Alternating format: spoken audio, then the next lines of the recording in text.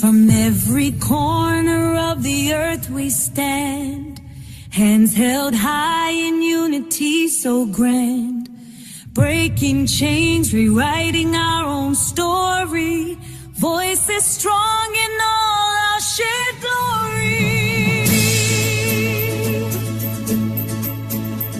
No fear can bind us now, no walls can keep us down.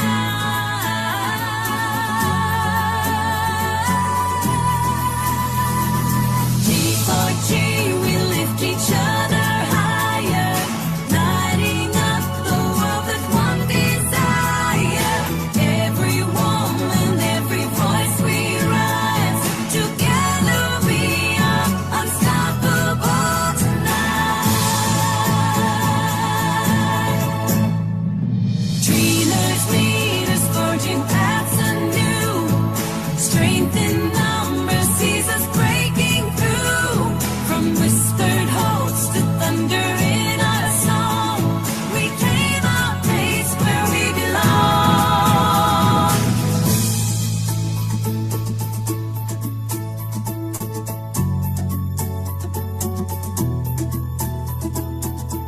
Rise up, our voices echo across the globe. G4G, we lift each other higher, lighting up the world with one desire. Every woman, every voice we rise, together we are unstoppable tonight. Together we are unstoppable.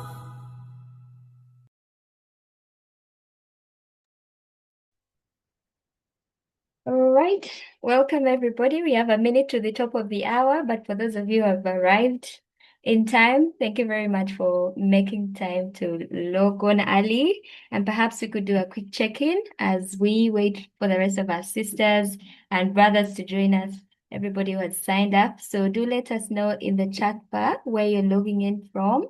I can see a couple of people on call.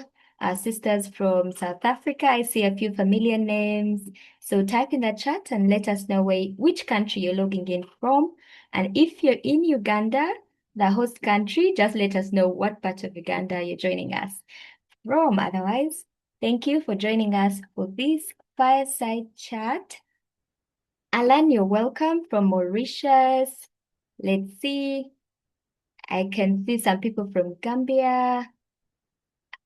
Percy, Kampala, Uganda.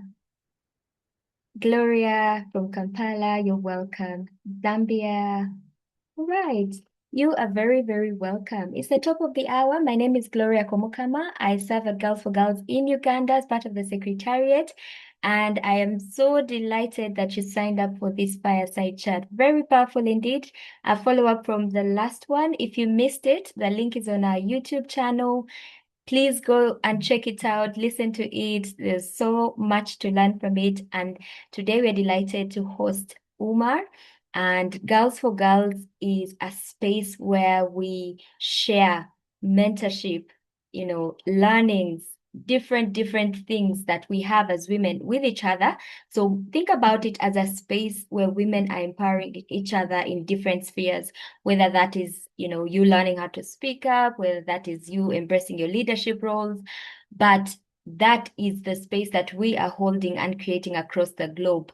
The program started in 2016 from Harvard University when a group of Harvard alumni realized that something was holding women back from thriving in leadership roles across the globe. And so when they came up with this program, they each went back to their continents and countries to start the mentorship program wherever they were. Today, we have a footprint in more than 40 countries, and we have graduated more than 40,000 mentees across the globe, but definitely impacted more than hundreds of thousands through our different initiatives, including fireside conversations like this one. So you are welcome. And in Uganda, where we're hosting this fireside chat today, We have graduated more than 6,000. I can see a couple of our mentors on call, a pool of more than 600 of you. Thank you very much. We see you, we appreciate you, and we recognize the work that you are doing. So without further ado, I can see your comments coming up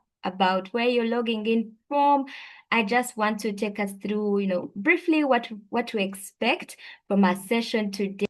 We are delighted once again to be hosting the beautiful Uma, who will be talking to us about disruption, how to architect your disruption, because it does happen in very many different ways, forms and shapes to different people. And as Girls for Girls, we reach out to women and girls from the ages of 15 to 40 plus. What kinds of disruptions are you going through in different phases of your life, and the different spheres? I'm not alone today. We'll be joined by our wonderful host, our global co-founder, Alena Simwe, and our wonderful host, Mrs. Rachel Dumba, who's a G4G longtime mentor and CEO of Stateman Global Consulting. I just want to remind you as I close my opening remarks that Girls for Girls Uganda will be hosting our second annual summit. So if you have not booked your ticket, please, I'll be sharing the details in the chat. Join us as we speak about success, what that looks like for you, what it means, but also for you to experience Girls for Girls more holistically and the work that we are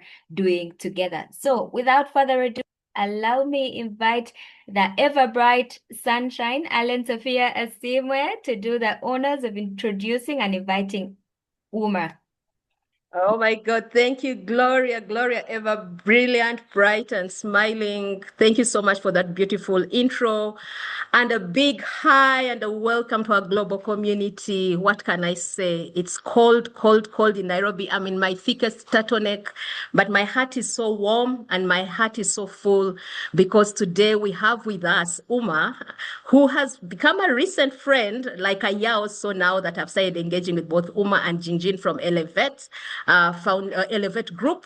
And I have also been fortunate to go through one of their programs, the private circle for women leaders, global leaders that really need that safe space where you can talk to someone and just say, today I felt like shooting someone. Today was so tough, or today I scored a big win. How can I celebrate it better? And I happened to go through that at the end of last year and early this year with a number of friends. And I've gotten to know Uma better. But I think for me, the thing that matters the most is that Uma right now, it's 10 p.m. for you in Singapore, and you're joining us. You're smiling, you're brilliant, you're bright, and you're blessing us with your presence and your wisdom. So for that, we are really, really grateful. We see a strong partnership growing and blossoming between Girls for Girls and Elevate. Because I think we speak the same language. I've had a few fights with Jinjin around sponsorship and mentorship because I know you guys are always saying, no, mentorship, but trust me, mentorship for Girls, we have seen the impact it's had on women even in their 50s. We started Girls for Girls thinking we would mentor girls 15 to 25, but we quickly learned, and based on our own experiences, that actually it counts even more for women in their 40s, in their 50s, feeling stuck. And even before they can get sponsored and recommended by someone, they have to first get the confidence and to show up. So that I sit on a global bodies and organizations. I don't think I can speak up for someone if I don't know them, if I haven't seen them. So mentorship gives them that ability to be seen. But very quickly, let me talk about Uma. Uma is no stranger to many of us. She's an amazing speaker, a leader, one of those who has been fast on many things. Until a few years ago, Uma was leading one of those women who have led billion-dollar businesses. She's one of the top senior executives in a billion-dollar business, $1.6 billion. She was overseeing 800-person team. I mean, that is something. She's a tech engineer. You can imagine tech in these days when for many women, just being a scientist and being a trailblazer in these areas is is something to speak about. And she's going to share with us how all this got disrupted and how you can move actually from just being passive. And, for many of us, when we are hit by disruption, we struggle, we frail, we crash. And for many of us, unfortunately, it's not easy to come back from the pits. In Girls for Girls, we talk about falling through the cracks of the floorboard, especially when doubt assails us. And of course, when you get disrupted, for instance, when you have a career quake, you can get so seriously disrupted in your life. So Uma has experienced firsthand what disruption meant, and she is here today to share with us her story, but more importantly, to share with us the language, the tools, and the frameworks that can help us overcome this disruption. Because sisters, brothers, I can see there are many brothers from different countries that have joined us, disruption will happen. I think one of the things that Uma, you've made so famous is the word career quake. We have heard of earthquakes, we have heard of tremors, and now we are hearing career quake.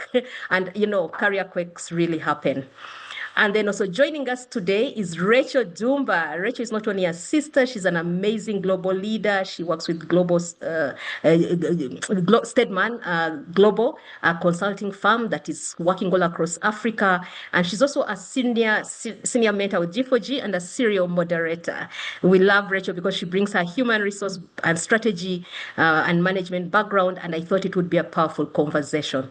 So without much ado, we thought we would have this conversation with Uma, drawing on all our experiences, but mainly today is about Uma sharing her spotlight. So Uma, maybe you could go on to say hello before Rachel takes over with the first part of the conversation. So over to you, Uma. And maybe you could just say something brief about yourself, and then Rachel will take over from there. Okay, yeah, thank you so much for having me. It is past 10 o'clock here, and I think this is going to take 90 minutes or so. And I guarantee I will not go to bed. Jingjin knows this, and Jingjin is in the audience as well, because I get such a high when I do this that it takes me about an hour to calm down after this. So hi, everybody. Thank you for making the time for our conversation today. It's super important to me that when I choose to speak, and Ellen and I share this, that we are here to serve you.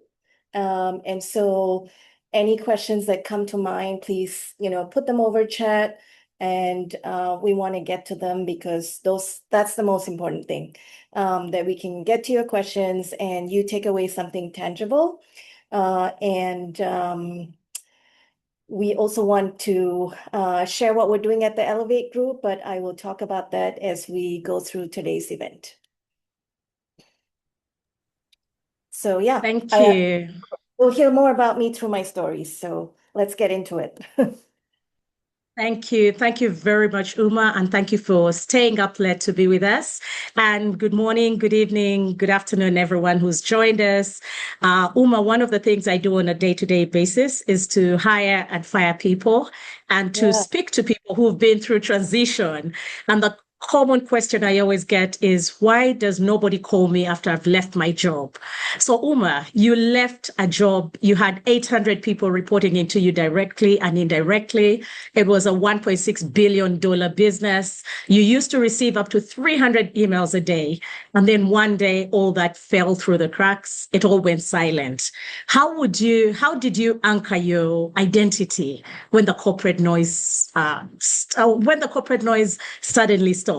Please talk us through that process. Thank you, Uma. Well, I didn't, is the short answer.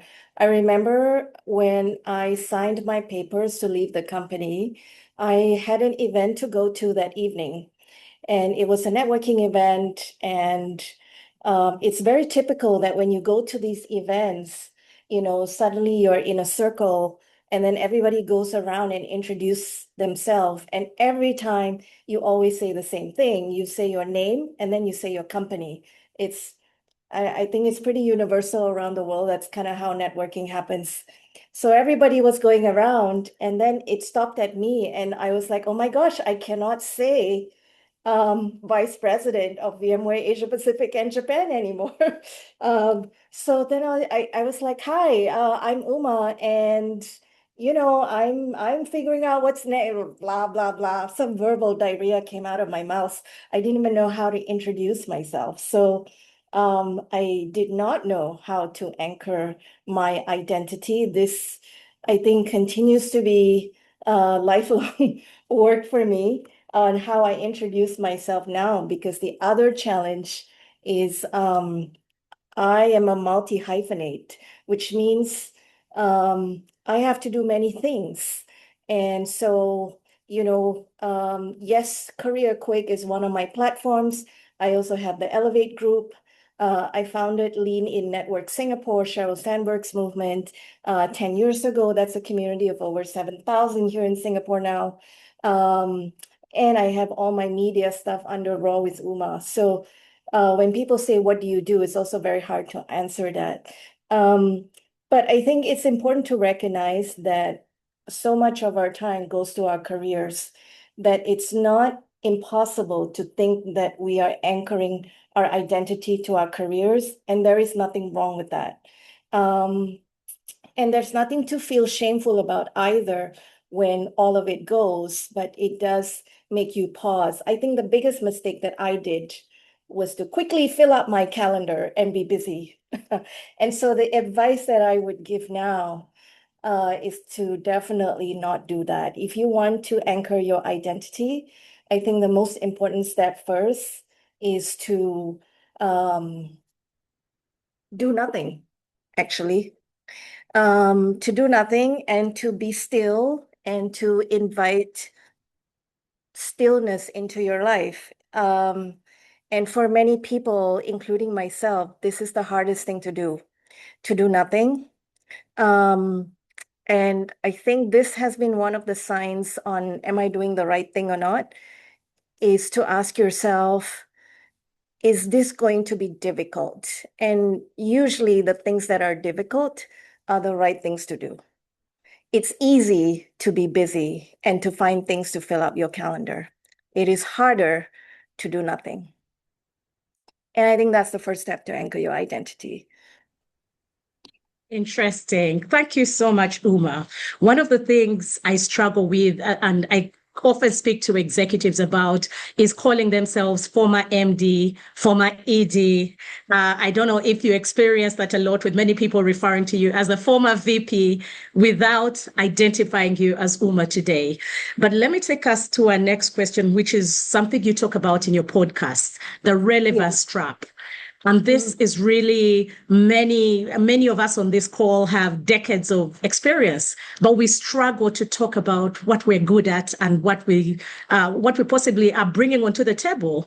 What advice would you give to us, especially executives that are looking to scale to the next level? Because when I interview people, most times what they tend to do is focus on their history and focus on their experience, as opposed to focusing on what it is that they're bringing to the table and the future. So what advice would you give to us about the relevance trap? And if you could please speak to us about it. Yeah.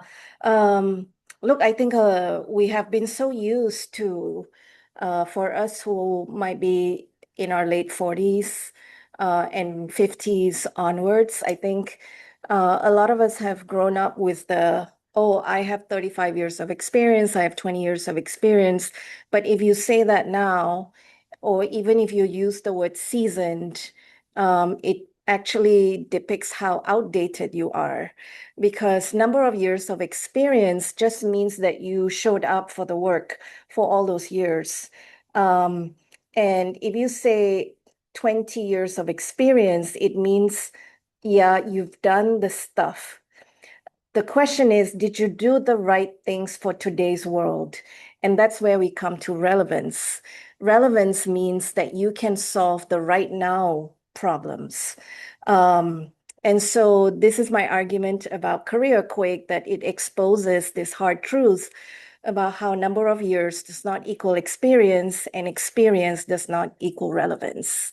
And so the one thing that I would encourage everybody to do immediately, in whatever capacity that you are today and doing whatever job, is to find at least 3 people in your industry outside of your working company that will not sugarcoat and answer back to you, and they are decision makers, and ask them the question, what would they pay for based on how you are compensated today? What would they pay for if you're earning, let's say, $100,000 US, $50,000 US? It doesn't matter. Like, what would they pay that for today? What do they value the most? And start collecting this data for yourself, because we can no longer lead with I have X number of years of experience. Doesn't mean anything anymore. Interesting, interesting. Thank you so much, Uma. And Alan, I'll be coming back to you shortly. And Alan's typed something about being still. And I see she commented and said she leaves her laptop when she's going on holiday. But Uma, you need to talk to Alan and I about being still, because that's something we both struggle with a lot. So we'll definitely join your inner circle. But Sure, Uma, can I come in with just a quick comment? I remember when I went to Yes. Harvard and we were having a whole lot of imposter syndrome. You can imagine there were girls, and I was 42 when I went to Harvard, and it was a mid-career program. And there were 30-year-olds coming for the same mid-career program. And I was like, what the heck? You're 30. What are you doing on a mid-career program? I'm the rightful person to be there. But these kids had much more experience. At 18, they had done their first master's. They had worked for 10 years. So rightly so, it was mid-career. But I remember one professor telling us, look, don't get so worried. I mean, you have 20 years experience. You may not be able to go to the moon, but these guys who are 20 years, your junior, will be able to go to the moon. They can take you to the moon, but don't worry, when you get there, you can show them how to navigate the moon. So in that relevance that Uma is talking about, we must find out our unique goal, our unique selves. Who are we without the title? And that's an exercise everyone needs to do. Who am I? I had to go through it last year. Who am I without my title? And we get these titles seduce us, and they make us lull, and we feel, I'm the one. They don't know me, but trust me, when the disruption happens, that title is gone. Who are you? And will you be able to navigate the moon when you get there?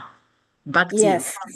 Yeah, thanks, Alan. And I want to share one very important question to what Alan just said that might help everybody. It takes a while to get the answer for this question, but this is the question to ask. I'm a big fan of questions. And the question is, what is the urgent and important challenge that you have an unfair advantage to solve today? So what is the urgent and expensive, because people care about cost today. What is the urgent and expensive problem that you have a unique and unfair advantage to solve today? That's how you figure out how you're special. And by the way, the program that we are giving for Girls, Hidden Talent to Visible Leader, we're doing a special edition just for the Girls community. And in Module 1, we talk about onlyness. What is the thing that only you notice, the thing that only you can do? Every one of us is unique. And we all bring something to the table. So, and you cannot in this age, in 2026 and beyond, use very generic terms. Oh, I know how to do social media marketing. It doesn't mean anything anymore, right? So you have to be very specific. And in Module 1, this is what we do. So we will run this only if we get 40 women signing up in this specific program. It's USD $499. It's a special edition in 4 weeks. Usually it's $998 over 8 weeks. So if you want to sign up, here's the form. Thank you, Gloria, for posting that. And I'm going to stay on this call until we get 40 signups, okay? I have somebody monitoring in the back. So we want to see signups. And come discover how to answer this question. What is the urgent and expensive problem that you have an unfair advantage to solve today? This is how you figure out what's so special about you. Excellent. Thank you very much, Uma. And I spoke to a group of career professionals recently, about 100 of them in a room, and I asked them to put up their hands if they think their organizations would close if they dropped dead. and none of them could put their Yeah. hand up, which just goes to remind us that we need to try and be still. So my final question, Uma, before I hand back to Alan, is on the messy middle, which you talk about. And Yeah. the world is really VUCA at the moment, for lack of a better description. The US closed down USAID. We see Europe refocusing its aid. The INGO space in Uganda and Africa has been hit because of funding. And so many people have lost jobs. And this has impacted the economy as a whole.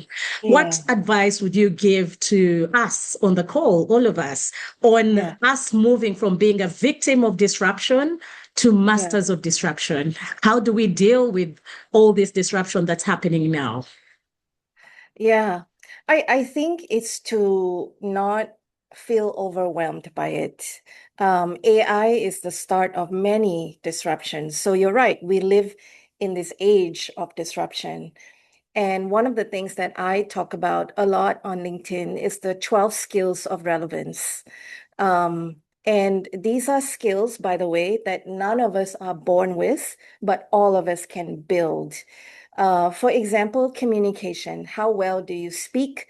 Do you write and present? It actually does not matter what job you do, but how well you speak, write, and present and own the room very much will put you in the, above everybody else. And visibility, which is what Jingjin and I are super passionate about, and it's what we teach women in Hidden Talent to Visible Leader, is if you want to be fundable, whether that is someone giving you a job, whether you're an entrepreneur and you're looking for funding for your passion project or anything else, if you want to be fundable, you need to be findable. And to be findable, I would say the first place to start is on socials. And you don't need to overwhelm yourself and say, oh, do I have to be on YouTube and Instagram? Do I have to become a content creator? No. You ask yourself this one question. Um, where is my audience hanging out? Okay. And most of the time, your audience is hanging out on LinkedIn. And so social is your new CV, right? I think CVs are dead. CV is a point in time, right? Of a snapshot of something you did. You can only put so many words and sentences onto, a couple of pages. I don't know how you think. I don't know what your point of view is. I don't know where you might disagree with something, right? So social, LinkedIn especially, is where you show that. And we cover this in module 4 of Hidden Talent to Visible Leader. And you take everything you learned and figure out what the next step of your career is. So if you were to start anywhere, I would say to start thinking about how you expose yourself, your thinking, and be more visible. And I know for women, it's very ick. It's very like, oh my God, no, I don't want to put myself out there. I'm going to be judged. People are going to think she's so full of herself. Who does she think she is? All these questions are going to come up, and something I've had to navigate as well. But like everything else, um, all these people that may or may not judge you, they are not the ones who are going to give you that job. So you can ignore them. Um, and everybody in this world has an audience, everybody. So build your audience now. I have a nephew, he's studying medicine. He is 22 this year, and he's in Sydney. And I told him to do a podcast with me. I said, you need to start getting content out there. I don't care if you want to become a doctor. It's like you need to learn how to do content now, right? So I forced him onto a podcast with me. So now he's got content on his Instagram, and his friends were like, oh my gosh, this is so good, like to watch him speak and all of that. So build it slowly. Don't compare yourself with anybody except the you yesterday, right? And so yeah, that would be my piece of advice. Social is your new CV. Thank you so much for that, Uma. I definitely need to come into your inbox because Alan keeps telling me that I'm terrible with. She called me once and said, "Stop reposting. That doesn't mean you're posting." Because all I do is repost. And she says, "No, Rachel, create your own content." So I will Yes. definitely, we are two different, we're worlds apart. Alan will post every second. She's probably posting now about this session, and I will repost what she's posted. So I Yeah. will definitely be in your inbox. But ladies and gentlemen, please send your questions through. Thank you so much for joining. And please sign up. There are 40 slots, and I believe 25 have been taken already. So we probably have about 15. Please sign up. And Alan, I'll hand back to you for the next question. Thank you. Yes. Thank you, Uma. Yes, Thank we you have so 3 much. people who signed up so far. So remember, I am going to stay on this call till we get to the number. Okay. Alan, I'm staying here until I we know. get to Imagine Uma chasing you for those targets, people, those in the corporate space. You know where the targets? I'm like, oh my God, she's super corporate. But thank you so much, Uma. Yeah. Thank you so much, Rachel. I mean, fundable is findable. But let me take 1 minute to introduce my dearest sister and special mentor. They can't see you. You have Oh, to she's come next to here. you. She's right here with me, visiting here in Nairobi. Amelia Chambade, who has been my mentor. She's a member of parliament in Uganda. She's, I want to introduce her as former special advisor to the president on trade matters. She's been the minister of trade, and she has big ideas. She's my super mentor. You know, I work in trade across Africa and the world, and she's really one of those who has stood by me. And right now, she's visiting me and keeping my heart warm here in Nairobi. Yes. So she will be with us at the summit in September, ladies. Hello, Ma. That was a very interesting discussion you had. Yeah. You gave Thank us. you. Yeah. Yeah, and I relate to it because I've also been there, Yeah. and it hasn't been very easy being referred to as the former because Yeah. whenever they meet you, they talk about the former PPS, the former Yeah. minister, Yeah. and they forget that you continued living. You want to live on. Yeah. You're living in the future. Yeah. But they keep bringing you back to show you that you're wasted, that you've Yeah. lost it. And Yeah. it's a very it's a very poor reminder because you keep consoling yourself and saying, "Oh, I don't have a future. Where am I going to go from here?" So you have to Yeah. fight and push on and show them that you have continued to live, To be relevant. to be relevant, that you have Yes. another life ahead of you. So Yeah. is that. Thank you so Thank much. you Absolutely. so much, Yeah. Amelia, and really appreciate your words of wisdom. She continues to bless us in so many spaces, and I saw firsthand how she fought to stay relevant, even when the world had sort of. You can imagine you're at the center of power. You're the advisor to the president. You're right in that circle, and then suddenly you're out. That's what happens, especially for women in politics, and not just politics, the corporate world as well. So this is very Yes. timely. And So. also, Keep I asking. think when we age, I remember I was in Nigeria last year, and I was invited to dinner, and this woman, for some reason, she wanted to whisper her age. I mean, it was just the two of us at the table, right? But she wants to whisper her age to me. So she said, Uma, I'm 56, and I'm going to be 57, and I was taking care of my kids. Now I'm ready. I want to get back into law. And I said to her, like, I think you need to reframe age because you are level 56. Now you're going to be level 57, 57. I love right? that. And I think a lot of these reframes is happening with our generation. Right? We're going to live longer. We're going to have second, third, fourth careers. We need to reinvent a few times, and we need to break the patriarchal hierarchy and all the taboos that have come before us, right? So we get the opportunity to do the reframes. Yeah. So Amelia, yeah, I totally hear you. Right. I'm looking forward to seeing it. Thank you. Thank you so much. I totally love that reframing. My friends always hate it when I say my age because they say, Alan, they will know that we are in your age group and we don't want to be known as. So Yeah. now I've started saying I'm 35. So guys, I'm in my third career and I'm 35. Invert it. That's my age. So Uma, I'm going to shift the discussion now. We've talked about disruption. We've talked about the pitfalls and also being still. Yeah. And so just now trying to navigate then the next steps. And Rachel has talked about the messy bit after the messy middle after the silence. And here is where we now try to become disruption masters, focusing on power dynamics, on the shadow currency we have, the whole issue around sponsors, financial admission, which many women are shy about. Last year when I was Yeah. trying to go through a transition, the first thing my coach asked me, Alan, what's your financial status?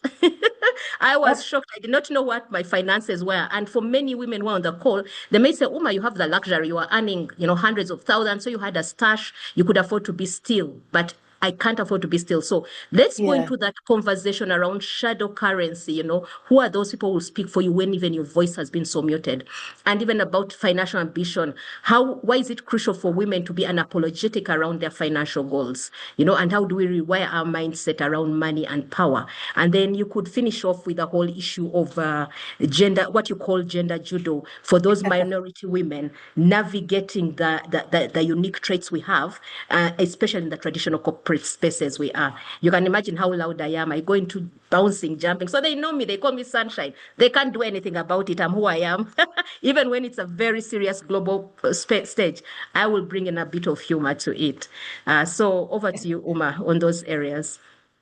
Yeah. So the first is to know that networking and your networks um, is the future relevance insurance. If you think about buying insurance for yourself and how to stay relevant, I talked about social is your new CV. That's one aspect. But even more powerful than that is your network. And actually,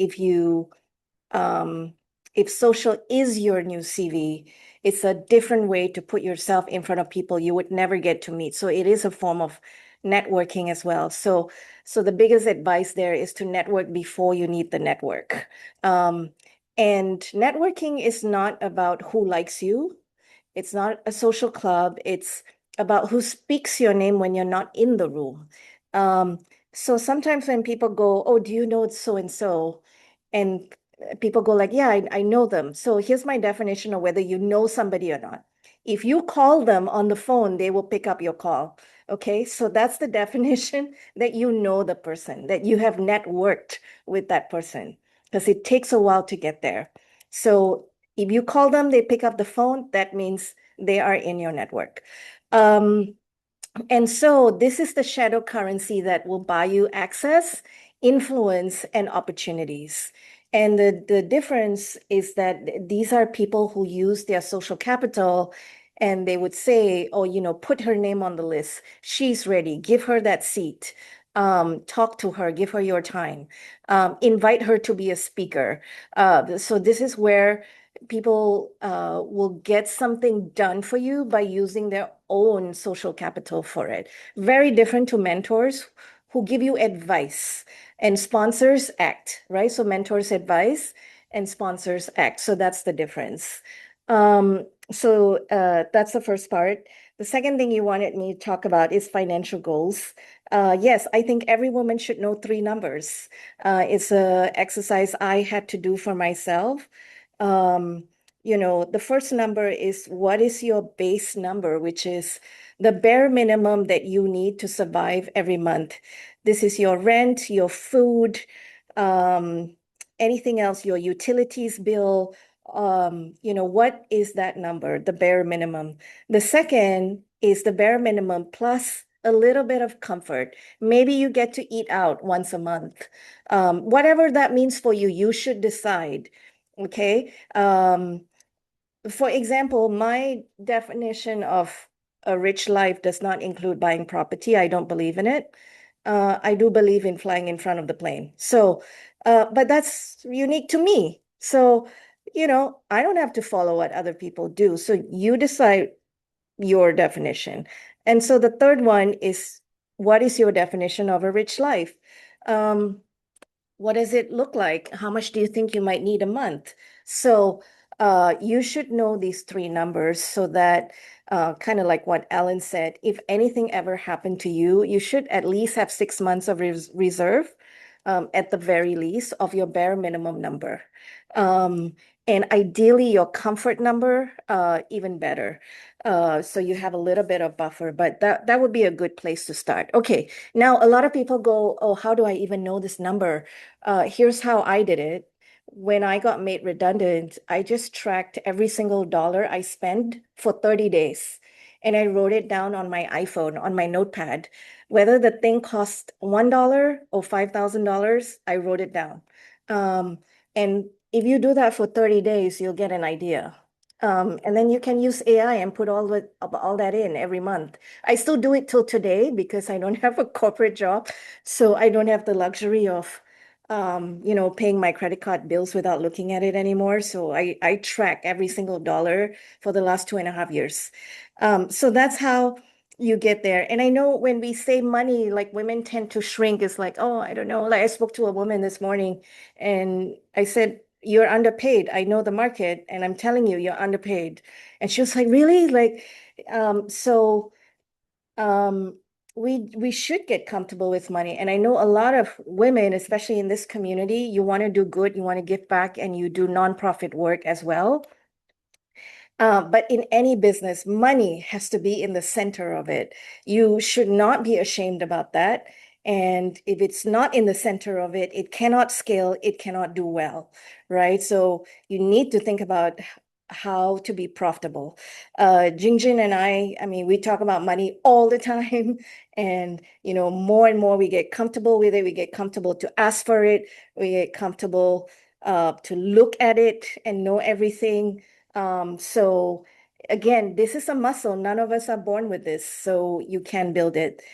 And then the last one, Ellen, I use this term gender judo because it comes up in situations where sometimes women say, oh, Uma, you say that women should go out and ask for what they want. But then when they ask for what they want, they get penalized because they're too masculine or too aggressive or too opinionated, too loud, too, too much anything. And so my solution to that is what I call a gender judo. A gender judo is this. 80% of the time, you are going to show up the way that people expect you to show up. This is what I did in a male-dominated tech industry, where, I was running sales for Asia Pacific and Japan.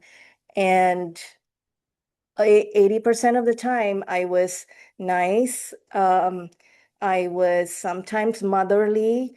I listened more than I spoke. Um, I was caring, I was empathetic, all the things that you expect women to be, so that 20% of the time, when I am going to tell you what to do, how to do it, when to do it by, and sometimes I'm going to make decisions you don't like, I am not going to get penalized for it. And sometimes when I say this, women go, but that's so unfair.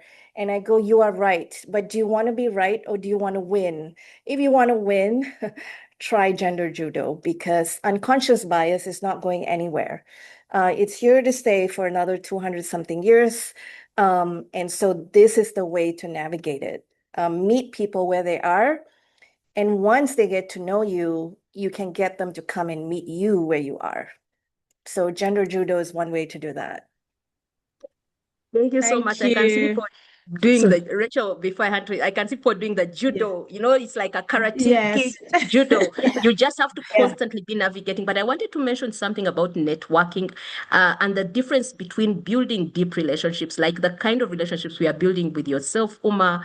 I mean, you would Yeah. never do this in a million years if you didn't trust me or believe in Yeah. what we are doing. Or with Jingjin, who has become really a true sister, a much younger sister. Let me say, Jingjin, we're not the same age. She's much, much younger. And Uma is Yeah. also much younger. So I think No, for I'm ladies to know, 49. You look amazing. So for Thank ladies, you. know that don't just hand out your business card. Don't get friendships out of making use of people. People will feel it when you want to use them or take advantage. If you just call me because you want something, we know those friends. They only come to you because they need something. They only reach out because they want something. Don't be that. That's not networking. Networking is creating really deep, meaningful relationships. And we are so privileged. Today we're going to go do a bit of a mini workshop with Uma, where we try to navigate the whole ask and all that. So I'll hand back to Rachel. But maybe before Rachel comes in, you could talk a bit more about that relationship because it's what matters. And I know in your podcast you talk a lot about it, how you could walk up to someone, say at a workshop or at a conference, and instead of just immediately saying, I want this and this and this, you ask, or even both you and Jingjin have written a lot about how people reach you in your inbox and they're not even asking, they're not being specific. They're just saying, oh, I love what you said. I need to connect and, make it specific, but also be mindful around relations. Do you want to spend a minute on that before Rachel takes over to segue us into the workshop? Yes. So when you're networking, I actually have a set of things that I always do. Um, so there's like 8 steps that I kind of do when I meet somebody, right? If you're going to um, an important event and you know that there are people there that you want to meet, you should plan ahead of that event, right? You should look them up on LinkedIn, send them a connection and say, I look forward to hearing you speak. I look forward to connecting with you. And then when you see them, you can say, oh, I sent you a message. They're not going to remember if they get a lot of messages. And then after the meeting, you should send a follow-up, right? So just those are the 3 simplest steps, the before, the during, the after. I think what most people don't do is the before and the after. The after actually is the most important. And my biggest hack on that is always take a selfie of somebody that you meet. Because it is evidence. It is evidence that you met and there's a timestamp, there's an event. And so I always, if it's someone I really want in my network, I always send a message with the selfie and I say, oh, here's 1 or 2 things that I took away from our discussion. And it's going to make that person feel really good about themselves because imagine if you received that message yourself, you're going to feel really good. And you're going to want to be invested in this person because, I'm a believer, do what 99% of people won't do. This is what 99% of people won't do. So that's how you stand out above the noise. But yes, the other thing is to get to the point, always respect their time. And so you have to prepare, what is your ask? What is it that you want for them? What can you do for them? So that's kind of just simplifying it really quickly. But I get messages every day. I just got one before dialing in this call where somebody writes a super long message and then says, oh, I'm looking for a job opportunity. So if you know anything, please let me know. This is a terrible, terrible message because first, I don't know who you are. So why should I help you? You have done nothing to build a relationship with me online even. Um, and I'm not sitting here with a folder of opportunities where I'm thinking, oh, here's an opportunity. Let me give it to you. The world does not work this way. So um, this is the give before you take formula. Always give before you take. And when you do LinkedIn, a way of giving is to comment on somebody's post. You have to comment about 9 times before people remember you as a commenter. So this is giving before you ask for something. There are many other ways to give. You could reshare a post. You could write a post and then name somebody who said something. There's many ways to give now because of social. It's so powerful. Um, but yeah, don't take before you give. Wow, wow. Thank you. Thank you very much, Uma. We're taking notes. My book is full. I've been writing. Maybe I should deploy AI, but I'm sure Alan is writing as well. She has about 4 books on her table. And Uma, thank you so much. And we're now going back to the financial question. And Alan, I just sent you a message on the game, on the breakout. Maybe we can get back to that later. Regarding the financial, really architect, you always say we need to architect disruption, Uma. Yeah, It's easy to do it if you're in a global role, you were a VP managing, Asia Pacific and so many big territories. What kind of advice would you give to somebody who is living month to month off their yeah, paycheck?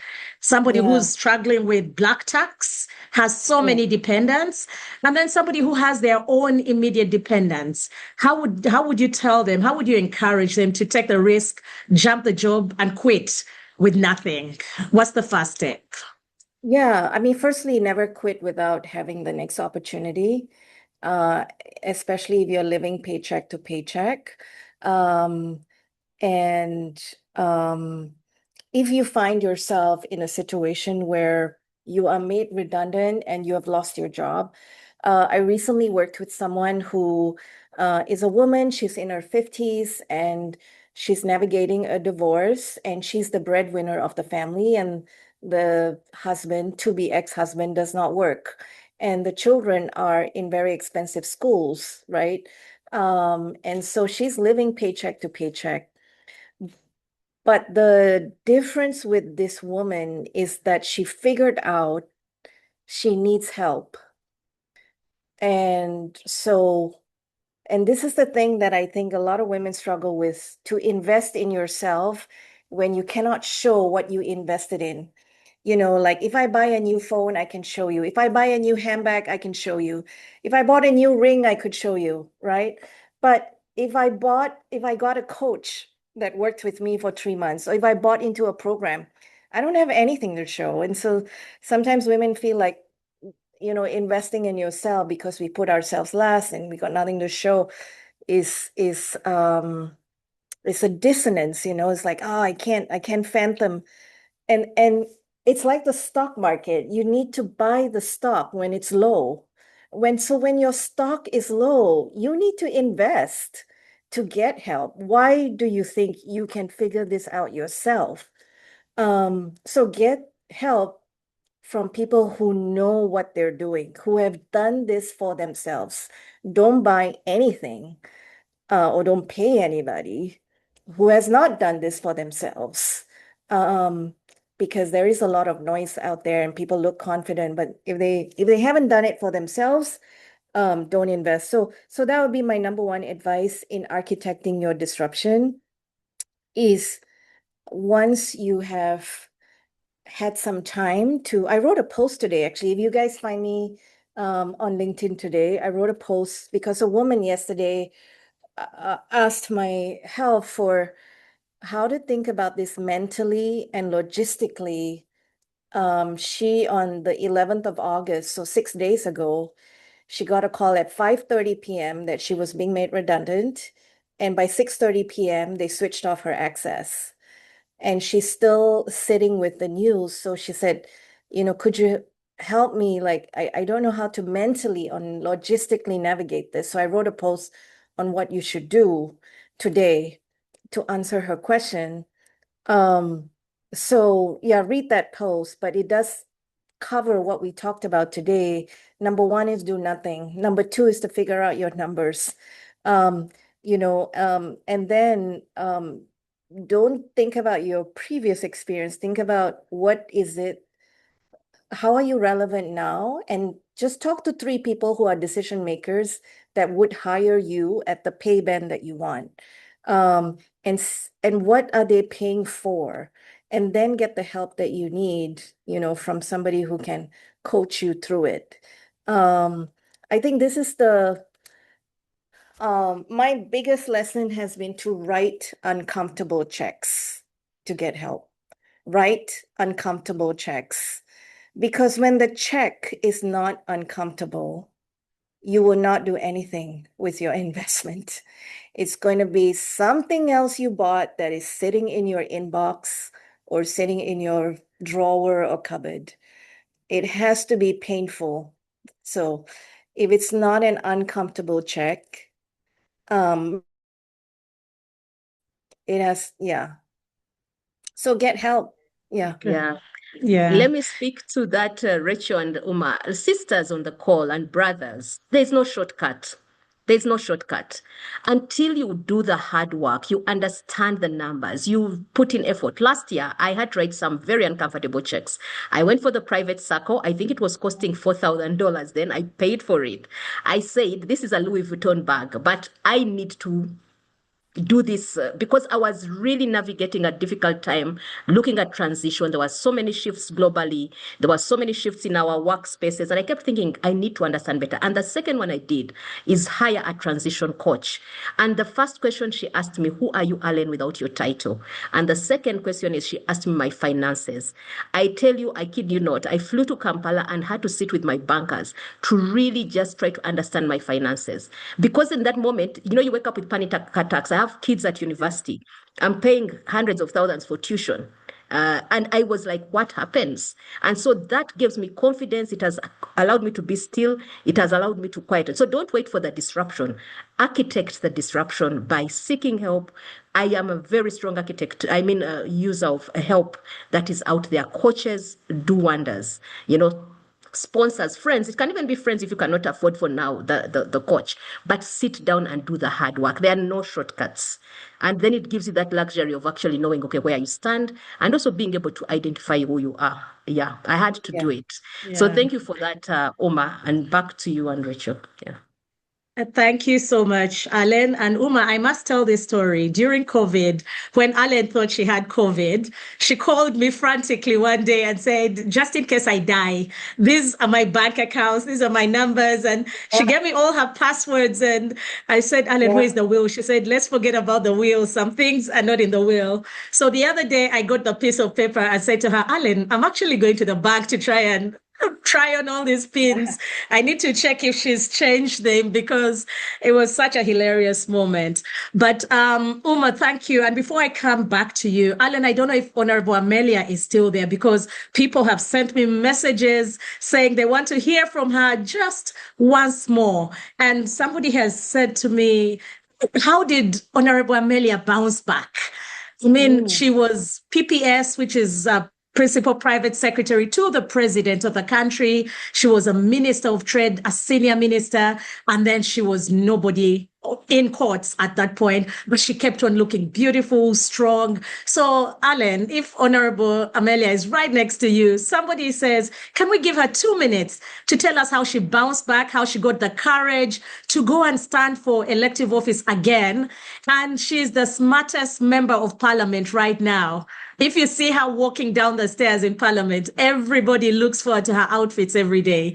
So, Honorable Amelia, there are so many messages in my inbox. Yeah. And it will be a good segue now to the workshop because we wanted Uma to leave us with something, at least on the ask. Because for many of us women, the challenge is how to, Amelia, come on, it's how to ask, how to make that ask around, and I'll take out the screen because I think the blood screen is sort of, I don't know if she can see it. So Amelia says G4G. At her ripe age, G4G was one of the things that really blessed her heart because she learned how to, when you're in those circles, you can't talk. You don't know who you to trust. And in G4G, I think you said you found friends. Yes. But I think the bigger thing is in your strength, inner strength, and what helped you. Yeah. Alan, please remove the blood screen so that we can see Honorable very well. Her beautiful face is not being seen. Yeah. I'm trying to remove it, but you can talk as, Yes.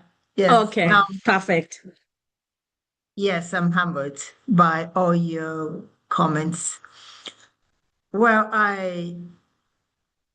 of course, all along, all these years, I had been working in very powerful offices, something that I didn't realize until I left them. When I was working, it was like work, day-to-day work, service. But then after that, after all was gone, that's when I realized that actually I was working in powerful offices because people kept relating to the past.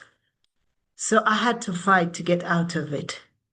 I realized that I was an introvert at that time because when you work in these powerful offices, you're not supposed to talk about anything. You're not supposed to be in the media because they think you're going to talk about the office secrets. So that was something that I had. So until I met G4G, G for Girls, and I realized people were talking about their lives. I realized there was a breakthrough. I felt that I had been released from prison because all that time I had bottled up so much about my life, so much about my work life, so much about my family, so much about me. I rediscovered myself. I didn't know who I was. So I rediscovered myself. I realized that there was another life ahead of me. As much as I thought that life had gone, I said, no, I need to go on. I need to move on. So as I listened to all these talks by Alan, by all the people, by all these people in these conferences, and I remember people started inviting me for mentorship. And I remember what I used to talk about is serving people until someone told me, stop talking about serving other people. What about yourself? Who are you? Where do you want to go? What kind of life do you want to lead? That's when I discovered myself. Then I discovered I had a talent of bringing out my emotions and sharing my emotions with other people, my sentiments, my life. I realized that people were appreciating me, something that I hadn't known because I thought my life had expired. So that is how my life started. I hit the gym. I went for nutrition. I started losing weight. I started reading. I started researching and writing things that I had not done for many years besides the work I was doing. And these last 5 years have actually shaped me to what I am. People tell me that I have changed. People tell me that I'm more positive. People tell me that I'm more open. Because I remember I never used to talk to people because I thought everybody wanted something from me. I thought everybody wanted to use me. I thought everybody wanted to use my office. But now I'm leading another life and I'm just starting afresh at my age now. Imagine. His age, tell them. My age. I'm on the 7th floor. Wow. Wow, wow, wow. We're clapping for you. Thank you so much. I'm on the 7th Thank floor you. and nobody can believe that. So I trust that all of you can change once you believe in yourself, once you realize that you have another life ahead of you, and once you realize that people appreciate you. Because this is the time I realized that people actually appreciate me. In the past, I used to think that people were just using me for what I was, but now I know I am someone amongst others. I know I have friends around me. I know I have people who appreciate me. So thank you so much. G4G has done wonders for me. And there are so many groups of mentorship that have joined that have also helped me. I thank you for being part of this. Thank you. Amelia. Thank you so much, Ame. Oh, how you bounced back very briefly so that we can Yes. get to the workshop. How did I bounce back? Yeah, very briefly. I realized that people still needed my services and they kept coming to me. Please come back and serve us. Please come back and serve us. Then I realized that I was going to be very selfish if I refused. But it's because I didn't have sufficient confidence on whether they would actually vote me in. But eventually they did. And I'm now a member of parliament and I chair a committee on agriculture. So I'm happy with the kind of life I'm leading now. Wow. Mm. You know, I have tears in my eyes because I failed to get out the blood. Now that's where my technology things are. I was struggling. I said, let me let it go But thank you so much, Amelia. She's really, truly a sister. She comes, and Uma, she's asking if you'll come for the summit because she's headlining and speaking. Jingjin, she's asking if you'll come for the summit. So ladies, organize your visas and yourselves.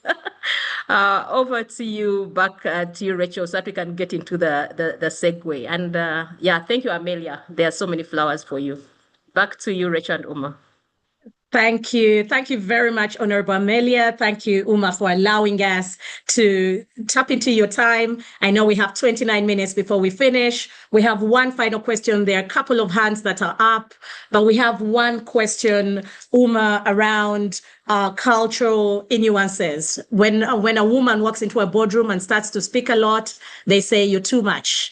She's over talking. She's over ambitious. She's, you're trying to steal the thunder away from everybody."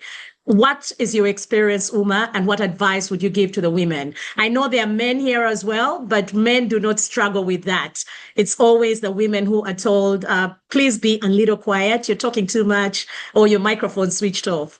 So, Uma, before we break into the workshop, thank you very much.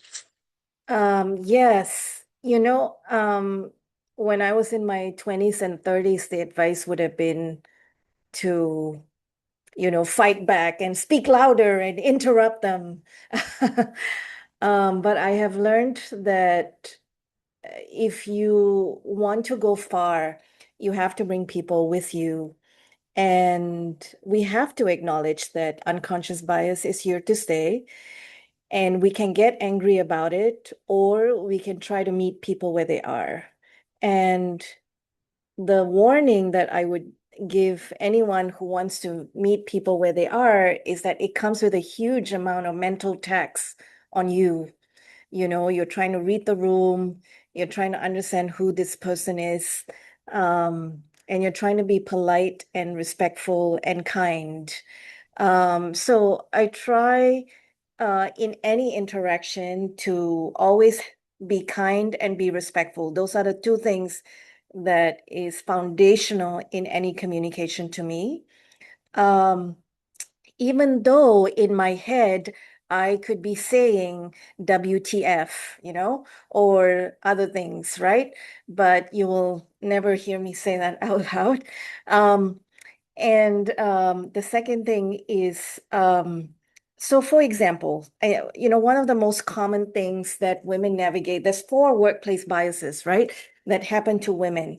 The first one is kind of what we're talking about here. And it's called walking the tightrope.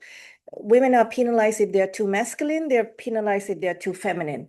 Too masculine is when you ask too many questions, you raise your voice, you seem more aggressive, you interrupt.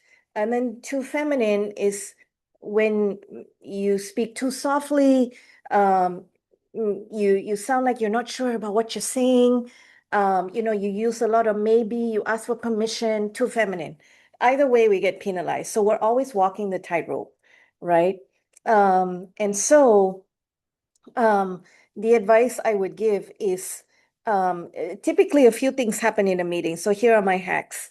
Number one, women get interrupted in meeting. This is the second bias. It's called prove it again. Women constantly have to prove ourselves over and over again because we are judged on performance, but men on potential, right? One of the ways it shows up is stolen idea. Women will say something, meeting goes on as if she didn't say anything. A man says exactly the same thing. Everybody goes, great idea, right? So, women are asked to do the office housework, pick up the cups, organize the team outings, etc. So if you're interrupted in a meeting, and you should politely with, polite, respectful, so respectful and kind, take the meeting back. Ideally, there's another woman in the meeting. And this is where sisterhood comes in. And, you need to double your voice because like it or not, the voice of 2 women is 1 man. So, if Alan's interrupted, Rachel should come in and say, actually, I would like to hear Alan finish her thought. Now, let's say you're the only woman in the room, then you should interrupt if you're being interrupted, but this takes confidence to do it. And by the way, the only way you're going to get this confidence is to just do it anyway and do it imperfectly. There is no perfect time to build that muscle. So I would interrupt and say, I would like to finish my thought, and then let's come back to what you would like to share. So, and then finish your thought. The other thing is that when someone says to you, oh, you know, when you presented this thing in that meeting, you were too aggressive, I thought. Okay, so what do you do in those situations? So you can do a few things. Number one, you can say, oh, uh, tell me more. I love this. In almost any unconscious bias situation, my go-to phrase is, that's interesting. Tell me more. Because what I'm doing is now I'm giving you the homework to explain to me what you just meant. But what it does psychologically, it moves unconscious bias, which happens at the back of the brain, to your conscious brain, which is front of the brain. Now I have to think consciously about why did I say that? Now I have to explain to you why I said that. So I always get people to explain. And the smart ones will find themselves as they explain that it didn't make sense in the first place, and they would end up apologizing. The other thing I do is what I call a flip it. A flip it is when I say, so let's say somebody comes to me and says, oh, Rachel, did you hear Rachel in that meeting? Oh my God, you know, like she sounded a bit arrogant, didn't she? And then I'm going to say, oh, that's interesting. Tell me more. Or I could say, oh, I'm curious if Michael had said the same thing, would you also call him aggressive? So it's a flip. Right. So I'm always asking a question back onto that person. I'm not saying you're an asshole. Okay. I am being curious. I'm being kind. I'm being respectful. And I'm going to ask a question back that's going to make you think about the comment you just did. Because I promise you, a lot of times with unconscious bias, there is no ill intent behind it. It's just done unconsciously. You know, people are not used to seeing women in meeting rooms yet in some environments. So unconscious bias is going to kick in. And the only way that all of us are going to be able to navigate this successfully is one person at a time. Unfortunately, that work falls onto women. That's why I say it comes with a mental tax. But if you're willing to do that, you're going to help the next woman that this man is going to talk to. So do it for the next woman that's coming if it's not for you, right? Yeah. And just ask the question back. Yeah. Thank you so much, Uma. Thank you, Rachel. Ladies, we have only 22 minutes left, and we really want to do something special. You've heard about the language and the words not to use or to use. You've heard about unconscious bias. You've heard about reframing. You know, there's so many tools and insights that Uma is sharing that allow you to navigate these disruptive processes, because even that boardroom session, it's a disruption.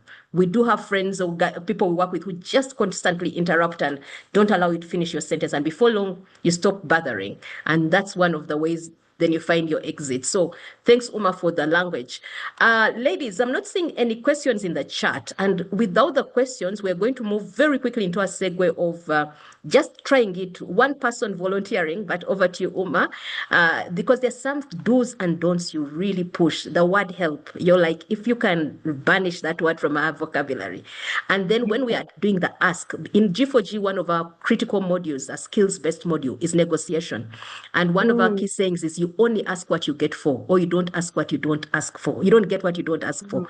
And the worst thing that many women struggle with is ask, how to frame your ask, and you do have a powerful framework for that. Yes. Do you want to take us through? And I think there'll be an opportunity for us to then for one brave person to try it out. Yes. And thank you for all the women who have signed up so far. We need 5 more to sign up, and then we can do a G4G cohort. But yes, let me get into the ask. So feel free to take screenshots of this. It's something I do in my keynote, and I just did this recently in Europe. So the ask and why it matters. You cannot ask for what you want if you don't know what is the ask in the first place. And a lot of us, you know, myself included, I waited for a very long time for people to notice me. I worked really hard and it's like, you know, people should notice. You know, my boss should be noticing how hard I work, how great I am, and that's just not the reality. Um, and sometimes we also feel like, oh, if I want more, you know, it was so scary for me at age 31 to tell the CEO of a company that I wanted his job. You know, it's almost like if you want more, somehow you're ungrateful or you're presumptuous that you would get it, right? So how do you be specific?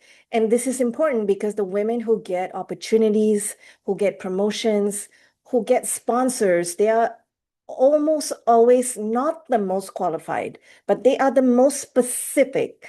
They know what they want and they say it clearly and they make it easy for others to open the doors for them. So I'm going to walk you through a quick framework that I use myself. And we teach this in Hidden Talent to Visible Leader and how to do this. So um, now a lot of women say, I don't know what I want. And sometimes we think too far ahead. So this framework is just for the next 12 to 24 months. The world is changing so quickly. You don't need to plan so far ahead. So here are three buckets of things for you to think about. And you can take this as your homework. If this is valuable, you can pull out your phone and take a photo of this slide, take a screenshot. So number one, what kind of work energizes you? And equally important, what drains you? Okay, now it's really important. This word drain doesn't mean dislike. Drain means when you do it, it really takes like life out of you. You just feel horrible, you feel bad. It's just like you really don't want to do it. Okay, because it's like some of us don't like spreadsheets, but you don't mind doing it sometimes. Okay, that's not what drains you. So think about that. For example, I'm an introvert. A lot of people don't believe that. But my work requires me to be an extrovert. So I have built the skills to be an extrovert. But right after this, I'm going to be by myself and I will not talk to a single soul for, 8 hours or so. So, but I have my ways to recover. So what work energizes you? What drains you? Okay. Number two, what are your non-negotiables? These are super important. What are the one or two conditions that must be true for you to do your best work? For example, for me, I um I do my best work when I'm surrounded by people who ask intelligent questions. They make me think, that's super important for me. If I'm around people who are still maybe stuck with 10 years ago, I don't feel energized by it. So that's one condition for me. If I do any work, this must be true. The people I work with must be intelligent, they must challenge, etc. Number three, there are only three options when it comes to your career. Um, Even your business. Do you want to advance? You want to make it bigger, your role? You want to make it broader? You want to become more senior? That's advance. Do you want to pivot? You move sideways. So you're in marketing today, you want to move to engineering or sales or something else. You want to move into communications. So that's a pivot. Or do you want to go deeper? Maybe today you're in marketing, you're an engineer, or maybe you're in AI research, anything, it doesn't matter. But you go much deeper and you become an expert in that. There's only three options. Which one is it for you in just the next 12 to 24 months? So here's an example, of a person anonymized, and her name is Teresa. So let's look at what she says for her energy. So she says, I'm energized when I'm solving growth problems. Okay, so if she just said, I'm energized when I'm solving growth problems, it's not specific enough. It's like, what growth problems? Okay, growth problems that sit across product, sales, and marketing. They must all combine. For example, and she gives an example, repositioning a mature product for a new market, or improving conversion across the funnel, or helping a regional team launch with a clearer go-to-market strategy. I'm drained when marketing is treated as a delivery function instead of a commercial, a business partner. My non-negotiable, I need to work on issues that are commercially meaningful. It's behind the money, not cosmetic. So revenue growth, market expansion, customer adoption, strategic positioning.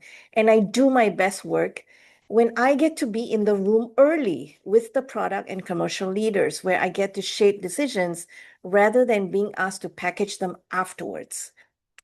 I want to move into a broader executive role where I'm not just leading marketing, but influencing company strategy across growth, market expansion, and customer value. I want to be one of those leaders that help decide where the business is going to go next, not only how it tells its story. Okay, so she figured out the three questions: her energy, her non-negotiables, and her direction. So her statement, if she's talking to somebody to make an ask, she's going to say something like this: in the next 12 to 24 months, I want to step into a broader executive role where I shape growth strategy and not just marketing execution. I'm energized by solving complex commercial problems across product sales and market expansion. And I do my best work when I'm brought in early as a strategic partner and not late as a delivery function. So now, whoever she's talking to, she needs to tweak this message so that it makes sense to them. This is just a generic one. So always think, if you want to make an ask, who is your audience? Who are you talking to? And tweak it to what makes sense for them. So you might take this as your homework this weekend or this week. It's only Monday. Right? And work through these lenses and write your own clarity statement in this formula, right? In the dark blue box down here. And I've given you some prompts here if you're stuck, right? Like, for example, what energizes versus drains you. If you're stuck, like, oh, I really don't know, here's a prompt. Think about the last 6 months. When did it feel like for you that time just flew by when you did this thing? That's the thing that energizes you. That's a prompt. Non-negotiables. If you're stuck, you don't know what conditions must be true for you to do your best work, to thrive. What do you need to be in the room for? When have you, for example, you heard about a meeting and then you were like, oh my God, I really wished I was in that room, you know? So what are those? Just think about those moments and you'll start getting the clues. Again, don't rush this. It's okay if you don't have those answers this week. But this is the level of clarity. And if you are clear, other people become clear on how to help you. So here's the statement: in the next X time frame, in the next 12 months, in the next 2 years, I want to what? I'm energized by this, and I do my best, but when this. And then people get an understanding from who you are, right? So if you're in marketing today, it is just not enough to say, I'm in marketing. This is the new statement to make your ask. Yeah. So, Ellen, I hope that was helpful to the Wow, audience. ladies, give a thumbs up or something, some emoji, show some love to Uma because this is so powerful. Just this week, I was in Ghana last week, and one young girl kept saying, I really want to work in digital. I really want, and she couldn't express herself. So she insisted, and kudos to her. She sat with me because my day was so bad. She sat with me in the Yeah. car to the airport, and we had to break down the ask because I kept saying, what do you mean by Yeah. digital? And so we had to Yeah. break it down. And so, unfortunately, for many women, even we go to the HR office, and Rachel can speak about this, or we go and we just make a general help. I want you to help me. People come to me in their tens. I want you to help me, but they're not clear about the ask. And it's partly because of our conditioning, as you say, but Yeah. also because we often are waiting for permission. One term I often use a lot in Girls for Girls. I never Yeah. asked for permission to start Girls for Girls. Never. We had this passion, we had this commitment, and we have started it. And I'm seeing so many global leaders here of Girls for Girls. I want to give a shout out to Ida, who is starting Girls for Girls in Rwanda. She didn't need permission. She sat into one G4G module training, and she said, you know what, Alan? And she hounded me because I was so busy in June. And she said, Alan, I want to start this in Rwanda. And kudos to you. Yeah. And I'm seeing all of you sisters who come here, you don't need permission. I think many of us do G4G because it lights up our lives. We are so tired. You can imagine we are doing 18-hour days and then there's G4G and we keep giving. So thank you all our mentors. Thank you to the global leaders. I think you've really ably said it. What is that thing that sparks us? What gives us the passion? What energizes us? Yes, Alan, Yeah. just give me a minute, please, because Ida's hand has been up. She's Oh, been itching to say something. If we can allow Ida and and Aisha Shamim. and Sumim. yeah, Yeah. Aisha, I was going to bring in yeah, their just questions. Yeah. okay. Ida's hand, just a minute each, ladies, in the interest of time. Gloria, if you could please allow them to ask their questions. I think Ruth Mugera had her hand up fast at about 5 o'clock. I love it. I'm here. I'm going to answer all your questions. Don't worry. Okay, I can't see Okay, Ruth's hand, also. so let's have Aisha first because her hand is still up. Okay. Who is asking? Okay, Aisha. Aisha is all the way from Pakistan. She's our global leader in Pakistan. Over to you, Aisha. Thank Wow. you, Ellen. Hi, Uma. It is so lovely to see you. It's been a while since we last met in Singapore, and I was super excited to see you join us for Girl for Girl. So, really happy to hear everything you've shared, and I hope our paths will cross soon. Yeah. I had a question on networking, and I think it's very interesting how um, my views in networking are sort of evolving these days. And I noticed when often for relationship building, we women also have the tendency sometimes to offer more because, Yeah. asks have generally been difficult, but also because we want to build relationships. So we want it to be a mutually beneficial relationship. And what I'm noticing is that many a times when you are more willing to give to build relationships that could be taken for granted, and then you suddenly stamped as someone who could be asked for pro bono work. Now a lot of everything we do for girls is pro bono and voluntary, so we also have the tendency to offer what we do because we are a voluntary organization. And I'm noticing that that's sort of becoming a pattern for what people then ask of me, even Yeah. in places where some of the work other than Girl for Girls that I do is paid engagement. So I'm trying to navigate this new reality where many a times I'm approached for voluntarily taking over something because of the patterns of networking for mutual relationships. How would you navigate that, and would you have any advice on kind of balancing between give and ask? Yeah. Nice to see your photo, Aisha, and hear from you. Okay, I want to play back so I understand the question correctly. So, are you finding yourself in situations where um, people are asking you for your time and you want to say no, but you don't know how to say no? I'm kind of more in a situation where I'm being asked to do things for free, and I'm Okay. struggling to put a price for it because Okay. you when you ask for a price, then you kind of they go to the next person who can offer it for free. Okay. And what is it that you do that you want to charge for that they are asking you time for? Things like moderating panels, Okay. master classes or workshops, because we do some of this for girls, so they think they can ask for it outside of that space also. Okay. And how do you respond to those requests today? Sometimes I'm finding myself making strategic choices. So sometimes I take up the position because I think that will open doors, also it will put Girl for Girls in positions where people hear about us, or for personal reasons that I'll get to meet people and expand a network base. Yeah. But other times I have said no. It's just that I wonder whether I'm building an impression or kind of an expectation from people that they could just ask me for pro bono stuff. Yeah.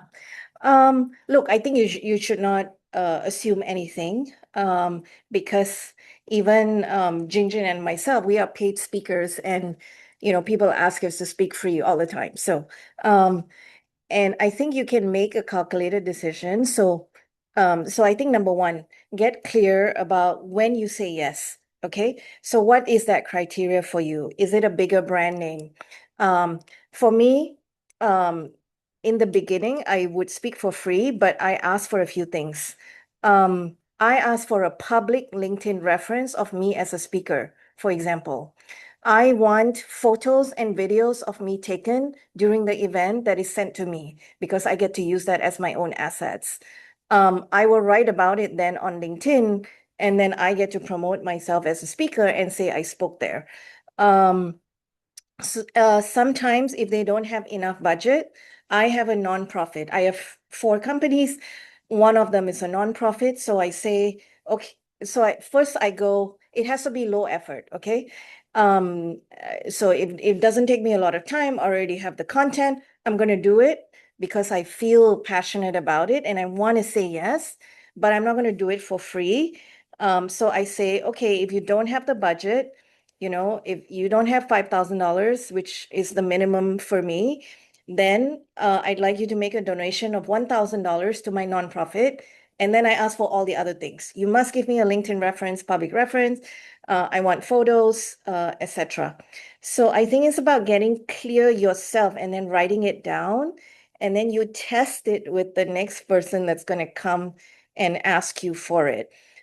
Now, the typical way I respond immediately on LinkedIn is somebody says, oh, blah, blah, blah, I'm looking for a moderator. Would you be open? First question I ask is, may I understand your budget for the moderator for this event? May I understand your budget for the speaker for this session?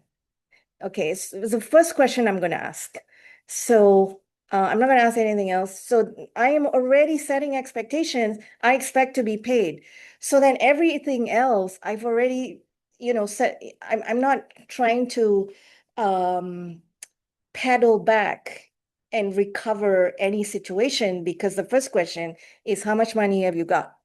Now, if they come back and say, sorry, we don't have a budget for this event, it's a nonprofit, or, very typical, they say, oh, but the network that's going to come for this event is so powerful, you are going to gain from it. And then I'm going to say, well, my speaking fees start at $5,000. This is for me, so whatever that is for you. And then I'm going to say, I'm going to think about this for 48 hours. Let me come back to you. I'm not going to give an immediate answer. I'm going to make them wait. So now, then I go back. Okay, to what do I say yes? To what do I say no? I say yes when it's easy. I already have the material. It's an audience I want to speak to. I could do a call to action at the end where they buy something from me. Whatever. You need to decide what that looks like for you, or I'm not going to do it if they don't pay this amount because I have to create a deck and then I have to jump on a call with them. It's just not worth my time. But I give it 48 hours and then I go back with an answer. I think the most uncomfortable thing is to say no. And by the way, saying no is a great indicator that your business is working to be able to turn away customers. So it's okay to say no. I hope that helps. Thank you, Ma. That's super helpful. I've gotten super comfortable with saying no. It's just that one also gets branded, as you said, for saying no and asking for money. But this is super, super helpful. Thank you so much, Uma. I'll definitely be Yeah. following through. Yeah. Thank Thanks, you. Thank you very much, Aisha. Thank you very much, Uma. This has been extremely, extremely insightful. Ladies and gentlemen, please write just one word in the group to describe today's session. Just one powerful word. And we're going to send this chat group all to you, Uma, because there are very many nice messages. So, Gloria, if you could please do so. So, Uma, we'll hand back to you just to wrap it up. It's 6:30. Do we have the 40 people signed up? Yeah, we need Jing another Jing? 5. So do we have another 5 that can sign up? We're going to drop the form here. And I want to do Chevion Sears. She asked a question on, I assume it's a she. What is the one critical tool I could use to scale my business? If you are not using AI today, I highly recommend that you use AI to scale yourself, which is how you scale your business. Best way to scale your business is to focus your time on only the thing that you can do. And AI, if you cannot afford to hire people, can become multiple assistants for you to do the things that you shouldn't be spending time on doing. Jingjin and I have tested a few tools. We're big fans of Perplexity. We have no association with them. But the benefits of Perplexity is that you get GPT, Claude, and Gemini. So you can choose, it's kind of like a wrapper technology, and it's still the same cost of $20 a month. Okay. So thank you, everybody. Before you close, we still need, I think, a couple of questions from Ida and from Somin. And I Let's know, do it. ladies, just grant us that as she's closing, the whole issue of reinvention. And it's good you've talked about AI, because Somin's question is like, you're always trying to catch up, and AI, she's playing catch up. And then Ida, of course, has talked about unconscious bias, which you've talked about as well earlier. And we are always exhausted by being the teacher, you're calling out people's biases and all that. But I think as you close, just do your 5 key issues around reinvention, because I find them. I think the one I love so much, and you've done a series of talks on Dare to Disappoint. I hope you're writing a Yeah. book around that. Dare to Disappoint. So maybe you could close with those, and then Rachel and I will make a final ask to the audience. And really thank you, Omar. We are super grateful to you and to Jingjin for your love for girls, and for bringing these fresh perspectives. Oh, you're so welcome. Okay, so let's do that. Let's do my 5 biggest lessons on reinvention. So the first one is what Ellen said. You know what? I have come to learn, um, you know, I um I have come to be super proud of building careers that I cannot explain to my family. And in that process, I have disappointed a lot of people. Even when I was decided not to go back to corporate, so many of my people that worked for me was hoping I would get the next job and they would be able to come with me. And, I had to live with that disappointment for a while. So I think in the process of reinvention, you will have to dare to disappoint in order not to disappoint yourself. And that's a really difficult thing. I am a big proponent of therapy. I wouldn't be able to speak a lot of what I talked about today without it, but everybody has their own form of therapy. But this is a big one because we are all, especially girls and women, we are raised to make others proud of us. I think we should be proud of ourselves and not disappoint ourselves. But in order to do that, you're most likely going to have to disappoint others. Lesson number 2 is kind of what I talked about, is to write uncomfortable checks. Here are people that I wrote uncomfortable checks to work with.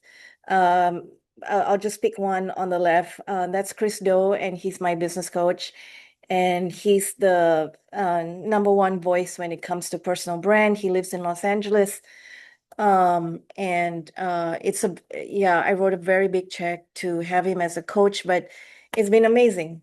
Some of you may identify with Stephen Bartlett in the middle. He was in Singapore last year. And then on the right is Yasmin Alec, who Jingjin and I are big fans on LinkedIn. This is the only person we kind of follow because he's super good and he's authentic with what he says. But it requires you, like, why would I need to figure this out by myself? So I wrote uncomfortable checks to learn from them. This I talked to you about. And by the way, I mean, this might look good on a slide, but let me tell you, this is 2.5 years of a lot of work. And I'm just showing you some screenshots. I started a YouTube channel. Most people don't know, it's my 4th podcast. And so my first podcast, I did it in my kitchen table with a tiny tripod. And, it was horrible for me. So embarrassment is the cost of entry. So social is your new CV. And if you would love to do an exercise for yourself this weekend, take out your phone and Google your name and see what comes up. And are those the things you want to be known for? Number 4, your health is everything. If you don't have your health, you can't do anything that we talked about today. And when I say health, your mental health, your physical health, your spiritual health. I speak a lot about perimenopause because I'm going through it every Sunday on LinkedIn. And I want to give away all the knowledge that I am gaining, having to navigate and find answers myself. And so, make sure you care for your body. And one thing, there is 4 parts to us. There is your physical body, you have to take care of it. There is the logical self, there's the emotional self, and then there's your spiritual self. Think of it like a horse carriage. If you think of a horse carriage, the horse is like your emotional self, and sometimes it's a child. The horse wants to go off and play with other horses. It wants to be free. The rider is controlling the horse. That's your logical self, the one who says you must stay and earn money and take care of your family. You cannot do, the logical self, the ones that doesn't want to disappoint people. And then the whole carriage is your body, your physical body. You have to take care of it. What most people forget is the rider is telling the passenger, the passenger is telling the rider where to go. The passenger is your soul. And most of us aren't speaking to our souls. I didn't until, 2.5 years ago, to find, who am I inside and who's my soul, and she has a name, and what does she look like? And so your soul is always telling you where to go. The universe has a way of making sure you learn the lessons you need to learn. It always keeps coming back to you. So it's always your soul is speaking to you. And then lastly, I think that if you want to reinvent yourself, you should be a little bit crazy. You should be fearless. You should be a little unhinged and make sure that life is full of, I can't believe I did that versus, oh, I wish I should have done that. I wish I did that, or I should have. Um, these are just some pictures, people I got to meet and stuff I got to do. Um, so what is, if you were to do this slide, what would that look like for you? So yeah, those are my 5 lessons, and it's been great to talk to you. So please sign up for Hidden Talent. I love this quote from Oprah Winfrey.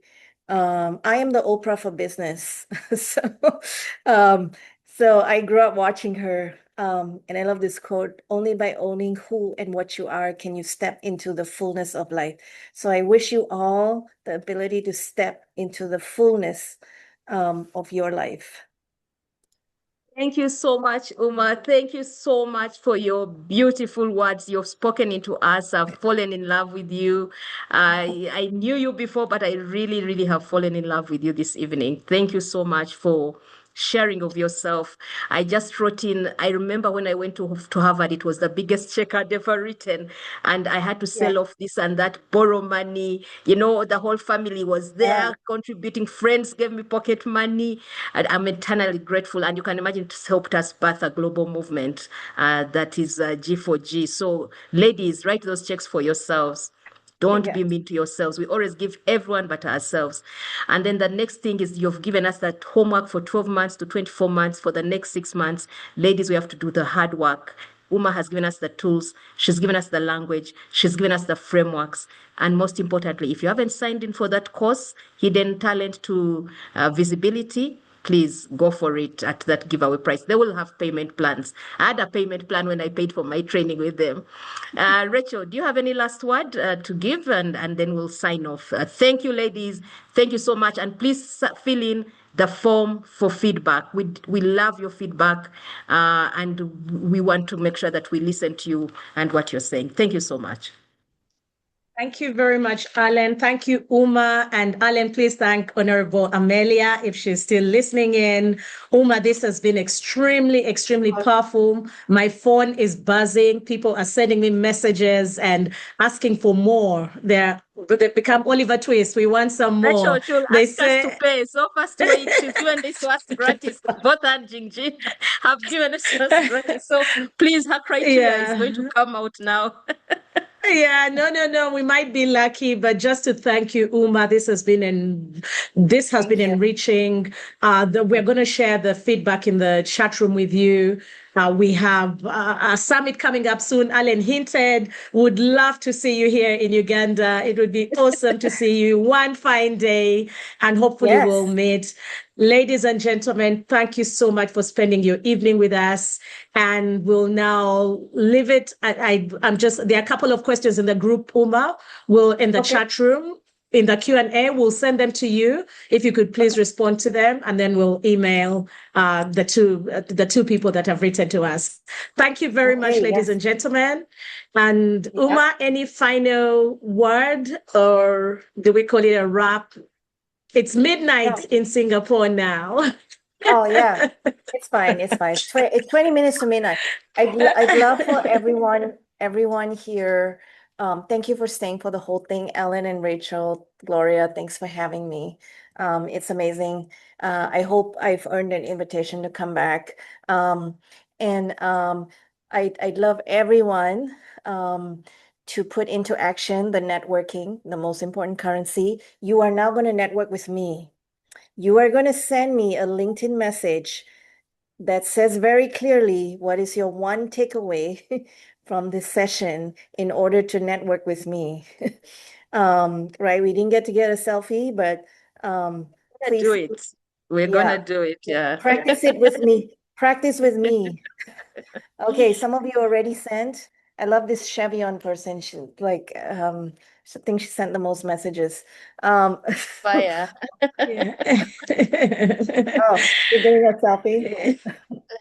We're definitely going to send you the LinkedIn messages with the why we should connect with you and what we learned today. This Yeah. has been very powerful. Thank you, ladies. The messages have been, nonstop since we started at 5 o'clock. But we must call it a wrap now. And Uma, have we got the 40 people signed up? I believe we have. Yes. So including Jingjin's last session, we now have 62. Yay. Well Okay. done, Wow. ladies. Well done, You ladies. Excellent. you're gonna hear from us very Excellent. shortly. We're gonna everybody who signed up, you're gonna hear directly and personally from Jingjin and you soon. Look for your inbox. Thank you. Excellent. Thank you Thank so you. much. And we'll just take a group photo for those who are lucky to be on this on the webinar screen. Gloria will take a photo for us. Yes, Jingjin, let's do you've been it. a resident host, so you can get in. Yeah. Hi, Gloria. Ida, you're Jing lucky Jing to is be on. amazing. Ida is our newest lead. Aisha, you're also on, so you could just put on your cameras if you can. I know it's late for you, Aisha. No worries, except that I can't see how to switch it on. I think it's been set from the Oh, at least your administrator. photo is on, yeah. Ida, you there Yeah, or we take without you? you can take without me because I only have I've only been unmuted but not no camera access. Wow, okay. Yeah, Okay. it's okay. It's okay. Let's do this. Bye, Okay. ladies. Hey. Three, Have you gotten it? smile, Alan. I'm smiling so loud and so big. Okay, 3, 2, 1, here we go. Second. Okay. Thank you so much. Thank Powerful you. teamwork. Well done, ladies, and we'll sign out. Thank you, Okay. Uma. Thank you, Thank you. Uma. Thank you, Thank everyone. you. Thank you, Jing Thanks, Jing. everyone.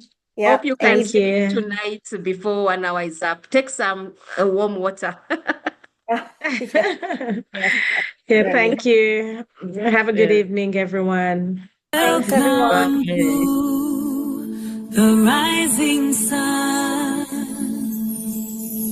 From every corner of the earth we stand, hands held high in unity so grand, breaking chains, rewriting our own story, voices strong in all our shared glory. No fear can bind us now, no